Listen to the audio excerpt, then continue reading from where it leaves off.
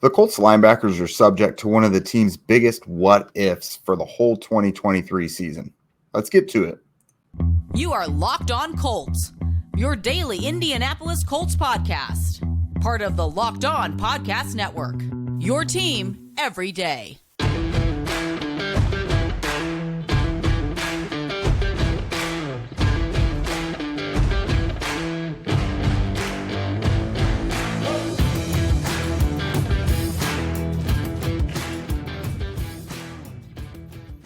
All right. Thanks for tuning in and making us your first listen of the day. This is your daily podcast covering your Indianapolis Colts, part of the Locked On Podcast Network, your team every day. I am Jake Arthur, and he is Zach Hicks. You know the two of us from horseshoehuddle.com. I am your boots on the ground at the Colts facility covering the team, local credentialed member media for the site.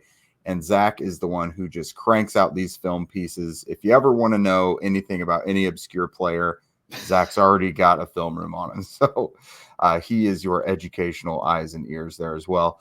On today's show, we continue our position by position breakdown that we've been going through. If you haven't caught those yet, be sure to backlog. We've got a playlist of them.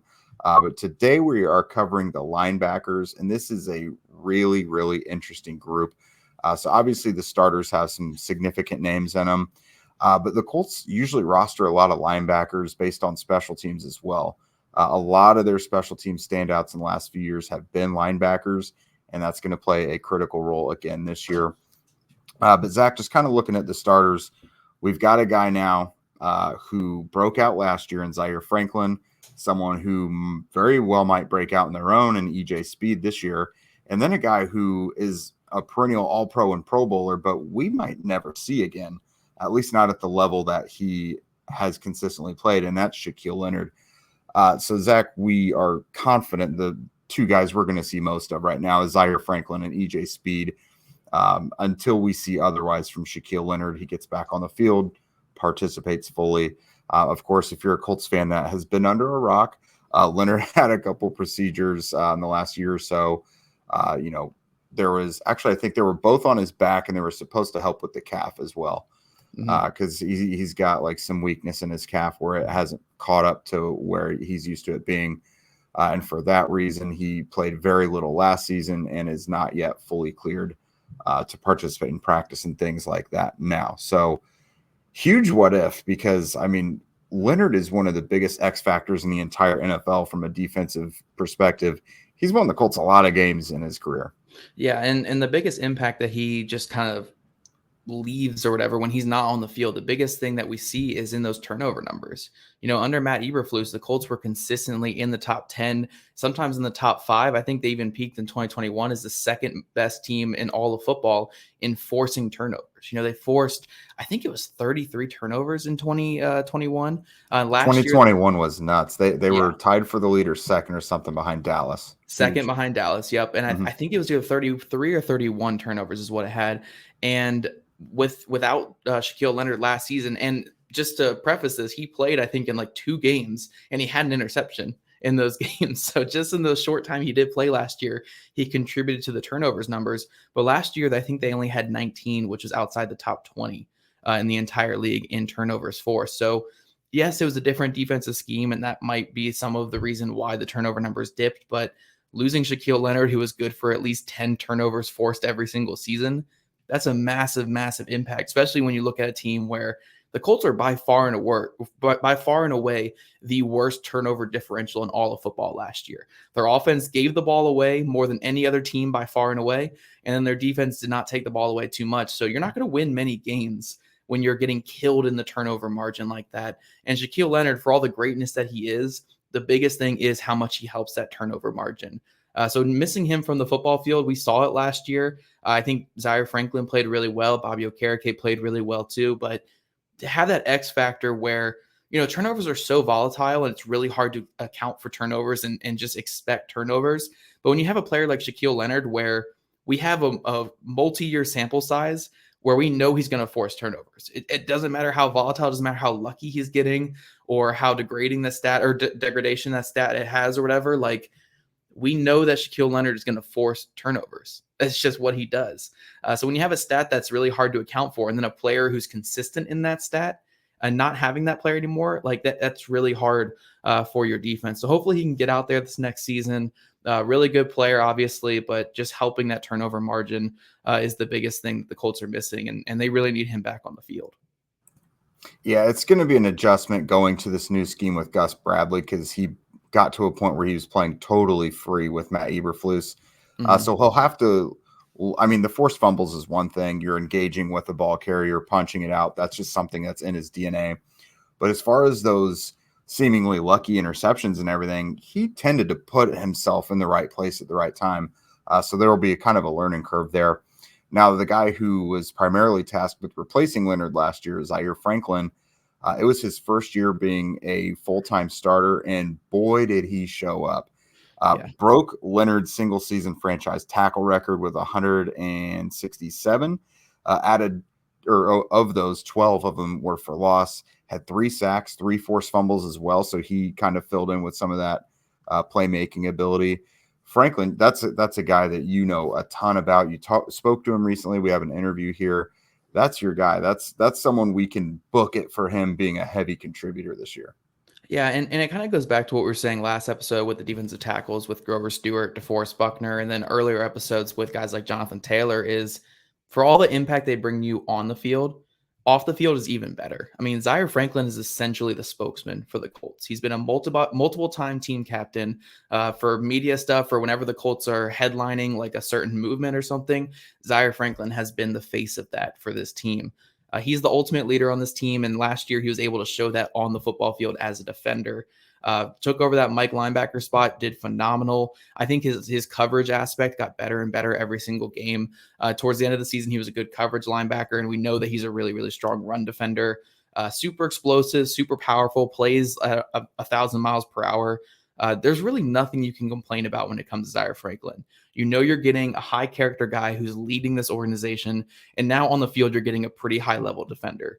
So even if Shaquille Leonard misses time and you're missing that turnover impact that he brings, you're at least still getting a really good linebacker in Zaire Franklin that's starting. And then we're going to talk about E.J. Speed as well, where there's some upside as well. So the Colts linebackers situation without Shaquille Leonard is not dire. It's not this massive, massive concern, but you would like to have Shaquille Leonard. But when you have a guy like Zaire Franklin, everything, like the floor is just so much higher for your defense. He is such a playmaker. He's such a high level athlete and just high level player on the field and high level character as well. So it was great seeing him break out, and he's going to be an Indianapolis Colt for a long, long time. Yeah, without question. And there's more turnover, and this one is for certain with the linebacker position. Bobby Okereke was Franklin's running mate last year, and now Okereke is with the Giants, so that now opens the door, if Leonard remains out for a while, for E.J. Speed, who we saw step in a big way.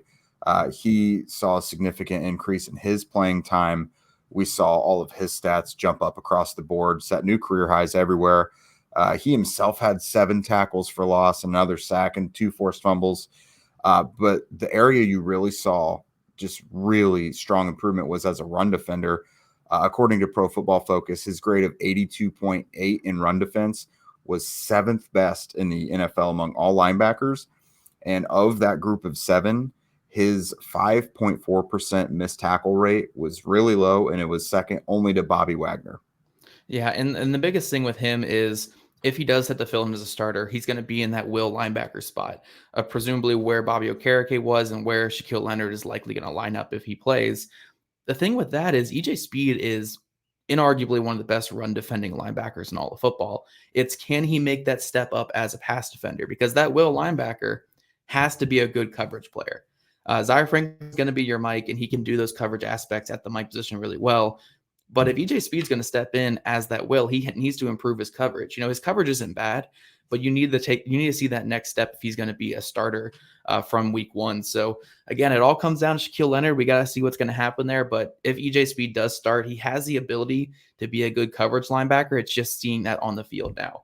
We've seen glimpses, we've seen flashes, but you want to see it more consistent. But at the end of the day, if he is a starter, we know that we're getting a pretty darn good run defending linebacker with the upside to be good in the pass game. So this is where I say, like, yes, you want Shaquille Leonard playing because the impact he brings is just hard to calculate for.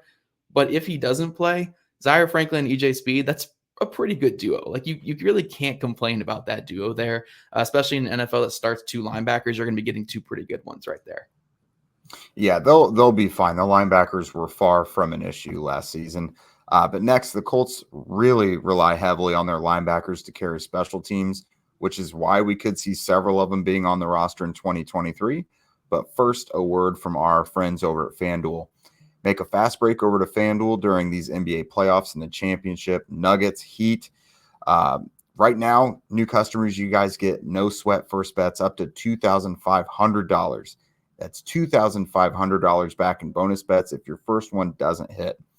There's no better place to bet all of the playoff action for the finals for any other sport that you can really think of other than at America's #1 sports book.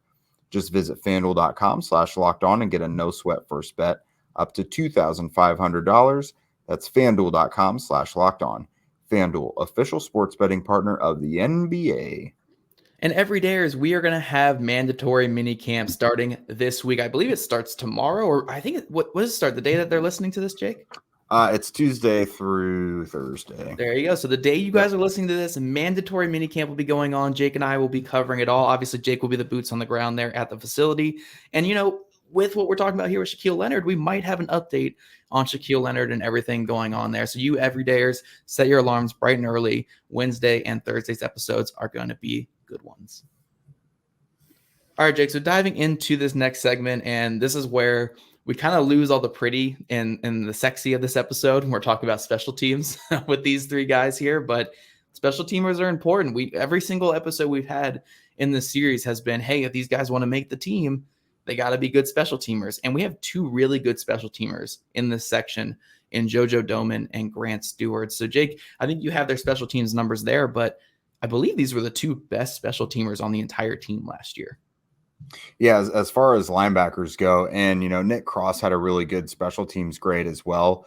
But JoJo Domann he was tied for second with 6 special team stops, and then Grant Stewart, who the Colts traded for just a final round draft pick, just one of those washes that they tend to do during the offseason. Grant Stewart, he led the team with 8 special team stops. If you're not familiar with him, he's the Tasmanian devil flying down the field with the crazy hair. He's a great special teams player. They got exactly what they were looking for out of him. But like Zach mentioned, it's legit. Guys like E.J. Speed and Zaire Franklin, the reason why they got these promotions up to seeing significant snaps on defense is because of how good they've been on special teams. So you don't want to bypass these guys because them standing out here on special teams could lead to them, seeing a lot more playing time defensively. Yeah, and we're talking about these three guys here because we haven't even mentioned his name yet, but Cameron McGrone, who the Colts claimed last season off the New England Patriots. I think he's the 3rd youngest player on the entire roster. Even after this draft class, I think the only people younger than him are like Anthony Richardson and Nick Cross are the only 2 people younger than Cameron McGrone. So that's another super young player, super athlete that we're looking at. But when we're looking at these 3 players, Jake, which of these 3 intrigues you the most as a defender? Because I think we can agree that Grant Stewart is the special teams ace. He might never play a defensive snap his entire career going forward, but he might continually make this roster for years because he is your special teams ace. But I guess between these 3, which one of them it kind of intrigued you the most as a defender, at least for this year or in the future going forward? Personally, I'm a JoJo Domann guy. Coming into his draft class last year, he was an interesting safety linebacker hybrid. And I think I did linebackers, or at least his group of linebackers, for the Indy Draft Guide last year. And he just screamed special teamer, like special teams ace. And that's what we've seen from him so far. But he had upside as an athletic defender in a weird, those, if you can stretch a linebacker, basically those type of roles, because you don't want to play him at safety, obviously. And you probably don't want to really stack him up too much in run defense either. But he's just got that nice tweener linebacker skill set that we see occasionally in the NFL. And he's really athletic. He covers ground. He's definitely someone I've been interested in seeing play defensively a little bit more. You kind of have to settle for the preseason, but I don't know. Is that your guy or you got someone else? No, I think I would say Doman too. And I think this kind of ties into what I said at the end of the first segment is EJ Speed. If he's going to be that will linebacker, we need to see him improve his coverage. His coverage has been good. Like it's been fine. I don't want to say it's been good. It's been fine.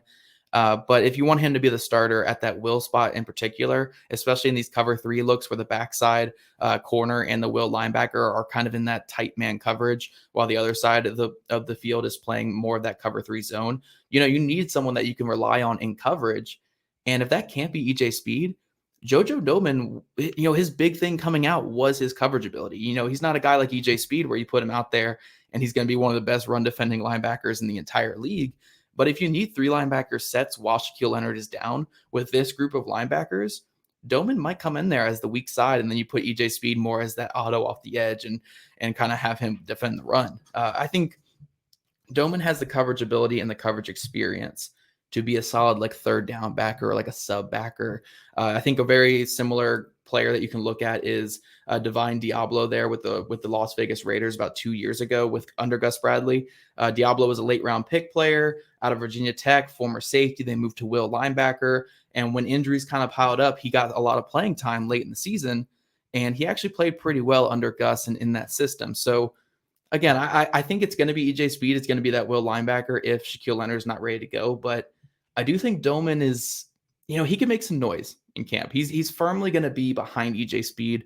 But with his coverage ability, with how he did last year, and now that he has an entire year in the system and a year under Gus Bradley and Richard Smith, the linebacker coach, he could make some waves and really establish himself as a coverage linebacker that could come in while Shaquille Leonard is down. So I want to keep an eye on JoJo Doman. I think there's something there with him on defense. If not, great special teamer, awesome special teamer to have. But I think there is a role for him. And I think if EJ Speed doesn't really take that will linebacker job, I think JoJo Doman can come up there and make some noise. Yeah, we kind of need a hit after Forrest Ryan. He started out hot last year. Him, Doman, and Ryan, they were our guys at the linebacker group. But Sterling Weatherford though. Well, yes, he was another friend and sponsor of the show. Yes, but no, Doman is again. We've been on that train for about a year now. So let's hope we can see some defensive snaps. But otherwise, there's another kind of interesting group. There's at least 1 or 2 names in the depth guys, the fringe bubble guys that we'll get to here in a moment. So again, you got your starters. You've got these guys who we feel pretty comfortable are going to make their roster as special teams contributors. But there's a few X factors here who could make the roster and make things interesting up next. All right, Zach. So I'm gonna list off a couple of these guys. I'm gonna finish off with someone who I think you know a little bit more about. So undrafted free agent Liam Anderson from Holy Cross, and then the Colts have Saguna Luby, who they actually picked up last year. He was an undrafted free agent rookie with the 49ers. Colts picked him up, and I believe he got a tackle against the Giants, so he got a little bit of playing time late in the season. But the Giants, Chargers, Texans games, those were all trash, meaningless games. But they're probably one of the more intriguing undrafted free agents for the Colts overall was Donovan Mooten. Is it Mooten? I think it's Mooten. Yeah, Mooten, Donovan Mooten from Houston. Yep. Yeah. Yep. So I know little to nothing of those 3. Am I incorrect? Did I see you cover a little bit of Mooten coming out of the undrafted free agent class? Yeah, a little bit of Mooten. And Okay. Liam Anderson was a guy where I'm pretty good friends with his agent, and he was telling me, I think back in, I want to say January or February, he was like, hey, keep an eye on Liam Anderson throughout the process. So Liam Anderson, I'll touch on real quick. That's your Forrest Ryan this year, Jake. So okay, gotcha. You watch him. He doesn't have the neck beard and everything that Forrest Ryan had. So you're gonna have to be, you're gonna have to live with that. But he's, not super athletic, not super fast, but just a tackle machine that fills kind of that Mike role. So I think you'll like Liam Anderson in camp. And we'll have to do a whole Liam Anderson episode like we did with Forrest Ryan last year. That's a must. Yeah, but Donovan Mooten, I think it's super interesting with him is I think he was the Colts' highest guaranteed UDFA signing this offseason. I think it was like, oh man, I don't want to say the wrong number here, but it was like 175 or something, like pretty big. UDFA guarantee, which we're seeing the Colts in recent seasons have kind of upped their UDFA guarantees, and that's why they're starting to land bigger name guys like Emil Kior on offense. And last year, or I think it was 2 years ago, they had Deion Jackson had a pretty big signing and stuff like that. Last year, it was that tackle out of UConn, Ryan Vandermark. They gave a huge signing to. So the Colts are kind of upping. Yeah, it doesn't always hit. It's an undrafted free agent, but what that really kind of indicates is this was a guy where the Colts were probably considering drafting him, but kind of stuck to their guns, took some other players. And then the second UDFA free agency hit, they were like, you know what, we need to bring this guy in. He's going to have some competition. We're going to offer like our max deal that we can. So Mooten is a pretty athletic player, some special teams background. I think he also did a little bit of time off the edge and at linebacker. So he's a little bit of a tweener type guy, but very athletic, kind of thick built guy who can play all over. So I think Mooten has a good chance of at least making some noise and getting on the practice squad. What you typically see with players who have those high guarantees and undrafted free agency is they're almost certainly guaranteed practice squad at the worst, unless they get claimed, like guys like Sterling Weatherford did last year, and guys like Ryan Vandermark, they got claimed after the preseason. But I think Mooten's a player who will be sticking around for a bit, at least somewhere in the league, if he doesn't make this team. But yeah, these are some interesting players. I think Sagoon is pretty interesting as well with his athletic profile. Liam Anderson, again, is your Forrest Rhyne, and Donovan Mooten, big guarantees player who did some good things at Houston, and a little bit of a tweener like a Titus Leo type. So there's an avenue for all three of these guys. Like JoJo Domann, Cam McGrone, and Grant Stewart are far from locks on the roster. So if any of these guys can come in and just have phenomenal preseason and just phenomenal off seasons in general, they can usurp those players and make the roster. Yeah, and I think they're especially interesting, particularly Mooten and Anderson, because the Colts kind of had a little need at linebacker going into the draft, and then they didn't draft anyone. And like you mentioned, the deal that Mooten got would indicate, we were perhaps going to draft you. And, they give those big guaranteed deals to undrafted guys because they want to lock in their services. So they're going to give him an opportunity to earn that role. And like you said, the second group of guys we mentioned, they're not guys that can't be passed up on the depth chart. So no, they're interesting guys to look at. As much as you want to look at them defensively, like they'll probably make some plays in 7-on-7s or what have you. It's really going to be the special teams drills in the preseason that we see these guys perhaps make their money. Yeah, I mean, if we look at last year, I know Sterling Weatherford was the last guy off the roster last year. Like, from what I've been told is if they had 54 people for the roster, Sterling Weatherford would have made it last year. And a big reason for that was how good he was on special teams.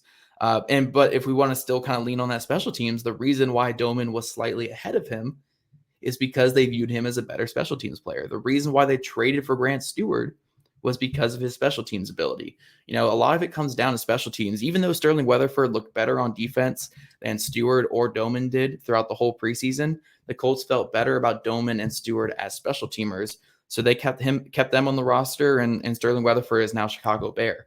That's just kind of how this linebacker group comes down to it. So when you look at these players, Domann was an undrafted free agent last year. He's far from a lock to make the team. Grant Stewart was traded away last year by the Bucs. If a younger player comes in and takes his role, he's far from a lock. And Cameron McGrone, he's been waived by a team already. He kind of just joined the team late last year, far from a lock. So if Mooten or Anderson or Sagoon, if they can come in here and just show that they're high-level special teams players and, that they have more upside than these other guys, then they can make the roster. These final 6 guys are in a very similar bucket, even if Domann, McGrone, and Stewart have kind of the inside edge inside that little bucket.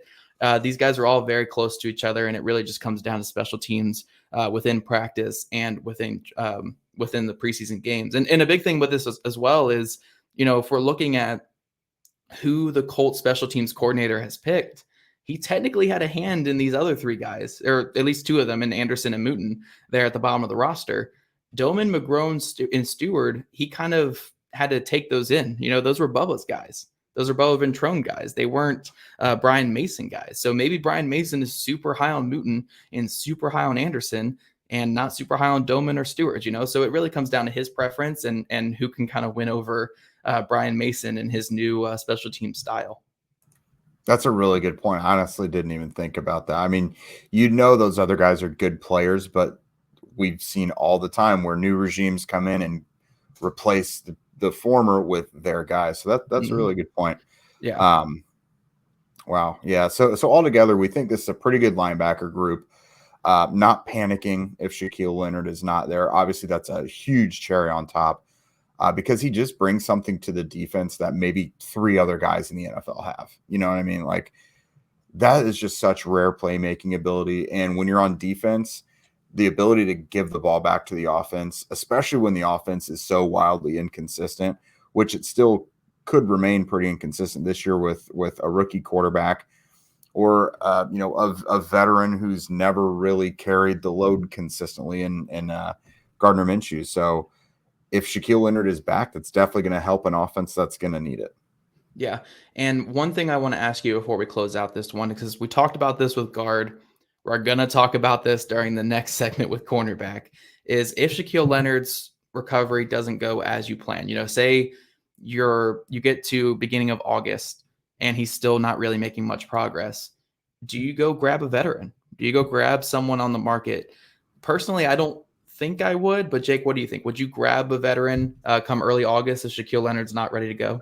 Yeah, I wouldn't feel pressed to do it, but if they wanted to grab someone out there who's played for Gus before, like in a rotational role, like maybe started a handful of games, you don't need a starter. I don't think. I wouldn't do that. But just some insurance, like a guy to throw in there who has played for Gus, knows the system, not going to be a huge learning curve. But at the same time, they don't need a lot of money. They're not going to threaten Zaire Franklin and E.J. Speed's roles necessarily. But like you mentioned, if it's August and they find that they really need that coverage linebacker because Speed's not cutting it, that adds a little more urgency to it. If Doman is not that guy either. But it's not a high urgency thing to me. Yeah. But then again, you get to a thing where you're just saying like, oh, maybe go sign a coverage linebacker. If there's a decent coverage linebacker on the market, they're not still in the market. No, not in today's NFL. No. So you kind of get to the point where Speed and Doman aren't cutting it. Then you're like, well, we don't have that will really.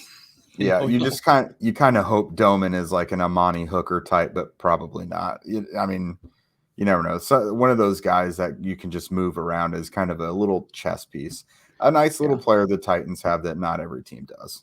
Yeah, or I think in Gus's eyes, you see him again as a Divine Diablo type, where college safety, good special teamer, and you know what? If I need him in a pinch, he can give me some decent snaps. I'm feeling confident in these young players, even a guy like Cameron McGrone, because he's just so young and so athletic. Like I feel enough confidence in this group to where I would probably say I wouldn't sign a veteran, but I want to leave that up to you guys here in the comments. Do you guys think the Colts should sign a veteran linebacker if Shaquille Leonard's injury recovery still takes a bit? Because, they did lose Bobby Okereke and they didn't really add much to this group. Yeah. Do you think that warrants signing another veteran linebacker before training camp really gets going here in August? We'll leave that up to you guys in the comments. But everydayers, be sure to check out Locked On Colts the rest of this week, as Jake Arthur will be our boots on the ground there at mandatory minicamp. He'll be covering it all and maybe get us some updates on guys like Shaquille Leonard, Isaiah Rodgers Sr., maybe an update on that as well. And I don't think that's coming from the Colts. Yeah, probably not. But then an update as well on our favorite young rookie quarterback in Anthony Richardson. So everydayers, be sure to set those alarms bright and early for the rest of this week. And if you don't already, follow at Locked On Colts, at Jake Arthur NFL, and at Zach Hicks 2 on Twitter. Also subscribe to Locked On Colts podcast on YouTube, wherever you listen to your podcast. We'd love your guys' ratings, reviews, and we'll see you guys bright and early tomorrow morning.